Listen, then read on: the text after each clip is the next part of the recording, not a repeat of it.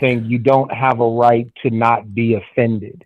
Yeah. But Now, if and it that's escalates to the point. And that's where the difference between harm and injury comes in. Okay, you can say what you want to. You're not going to push me or provoke me to the point where your words are going to cause me to physically accost you in any way. However, the moment that you touch me, the moment that you put hands on me, is the moment that we hold court right then and there. And I will tell you this, not only am I skilled in, but I also teach extreme violence to people who violence is their way of life. And I'm talking about professional gun carriers, law enforcement.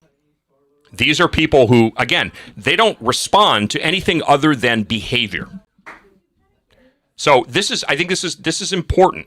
Listen, let people say what they want to say. Somebody wants to walk by and say something, let them say it. Who cares? They're showing their true colors. They're showing their emotional and intellectual maturity by choosing to behave that way. But if it involves property damage or if it involves physical assault, that crosses a line that cannot be tolerated. But it doesn't mean that you can resort to violence. But the moment that you do resort to violence, then you had better expect it. I will hurt with extreme cruelty those who would wound me. Say what you want to say. Words are words. But the moment it becomes physical, that's when things change. I'll leave it at that. Well, and I think, too, you have the right to respond to words, but respond with words, not bullets.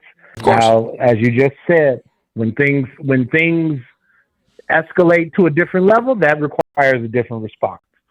But I think there are too many people who don't understand that you don't have a right to not be offended.